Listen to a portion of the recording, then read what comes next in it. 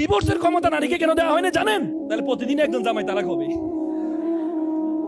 পুরুষরা তো সহজে তালাক দেয় না, দেয়, কিন্তু নারীকে যদি ক্ষমতা দেওয়া হতো প্রতিদিন একজন তালাক হইতো।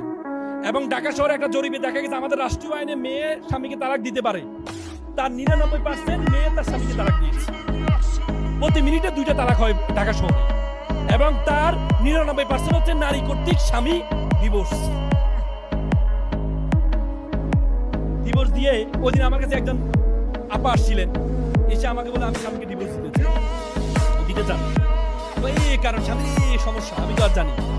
আমি বললাম, আপা আমি আপনাকে আপনার ডিভোর্সটা আমি করাবো, কিন্তু 1 সপ্তাহ পরে আমি আপনাকে একজনের নাম্বার দিব, আমার ক্লায়েন্ট ছিল, উনিও ডিভোর্স দিয়েছিলেন স্বামীকে।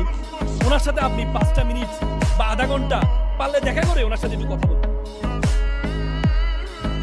পরে আমি নাম্বার দিয়ে তো শেষ, আমি আর খোঁজ দিই নাই। 1 সপ্তাহ পরে উনি আসছেন, এসে বলতে ভাই আমি ডিভোর্স দিব না।